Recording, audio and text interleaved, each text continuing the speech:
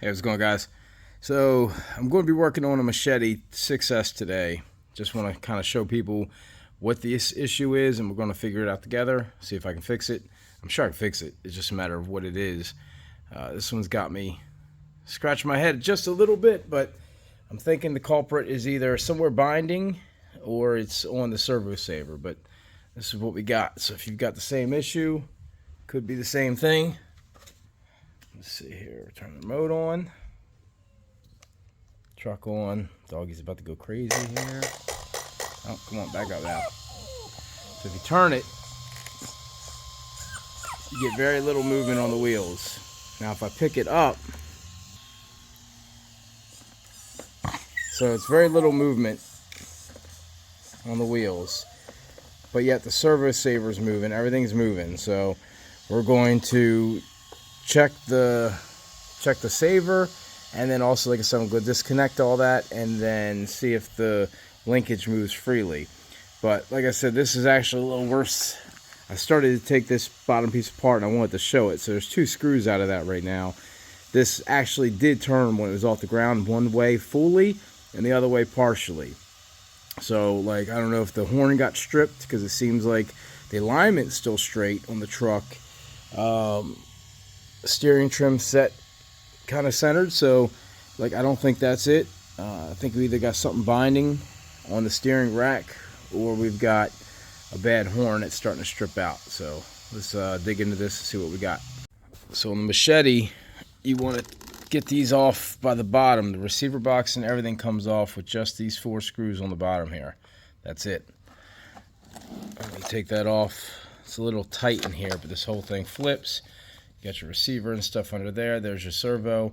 I doubt it's a servo. It's a pretty good servo, but it's hard to say exactly what it is.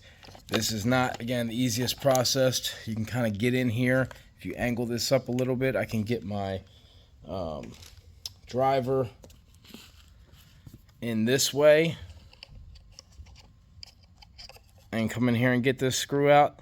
But I just want to get this linkage out because I want to be able to move this linkage on the drivetrain freely and make sure I can move the tires without binding. That will tell me that there's nothing wrong with that and allow me then to focus on the servo horn. Alright, so with the rack off, or the servo horn off, yeah, I've got full movement, nice and light, like barely even got to try. Brownie, leave it. Sorry, we got people peeking in my door here. My doggy. It's okay. Little kids. Alright, so I've got full motion here, no problem. Alright, so I know it's not on there. So next we got to check the servo. So I'm going to power this up without any pressure on this and make sure this moves. Alright, so just like on the truck, it doesn't seem like it's going that far that way. It's full steer radius that way.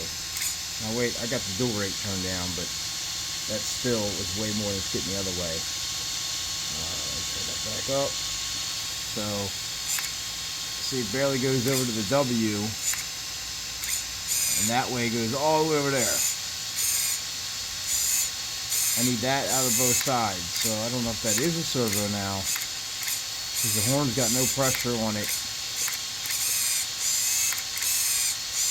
So I guess we're going to have to take this horn off and see if all looks good under there.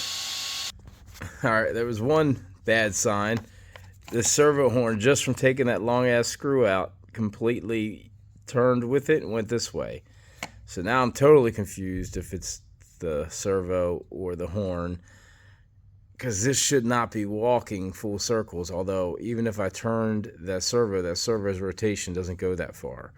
So either this horn's stripped or this servo is messed up. I'm going to fire it up again and see how it responds. Oh wow, so now it went all the way back around circle. Look at that. Take the screw out. What? No way. All I did was took the screw out. And I've got, that's the range I should have had. It was only going there. And now I've got that. I'm thinking this servo horn stripped. Let's see. I'll tell you what, guys, this thing is on here. There's literally nothing on here. I've already taken this apart off of another truck before. This should just wiggle and come off. I'm starting to think more and more that this is stripped. or maybe spun once in there, because god damn, man, I can't even wiggle it off. It's coming though.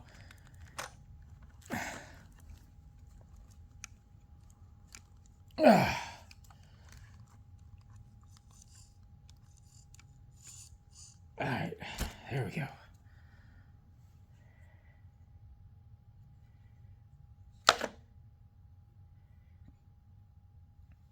Some shavings. Definitely looks like this horn's a little chewed up. So let's check the servo rotation.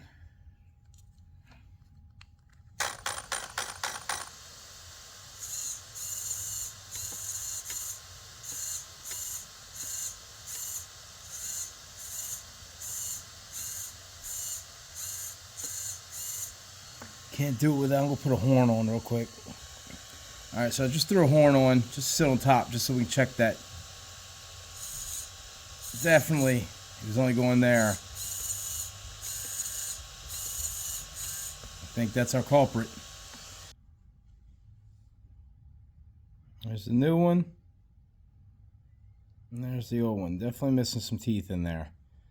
So, pretty confident we're about to be up and running. You guys know how hard it is to work like this? That's where she wants to be. Alright, girl. I gotta get this screw in.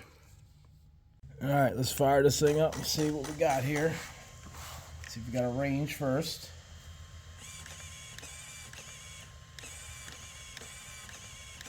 There we go.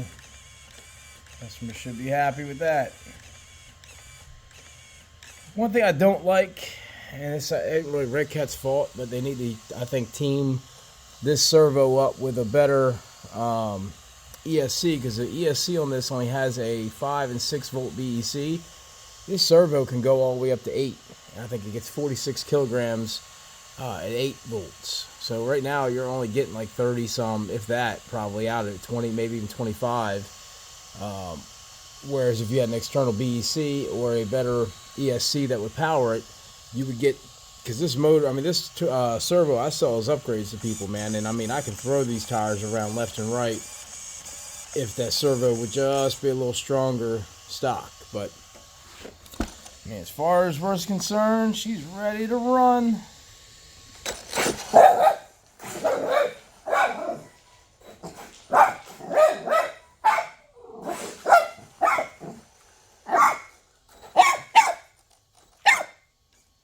Brownie approves. Alright, there we go. Machete steering fixed. Just the servo horn. Hot shop. So even though it didn't look like the servo horn was stripped because it was still responding, it definitely has some issues. I'm probably going to adjust it, make sure his steering lengths, nothing else is going on with his truck before I get him back.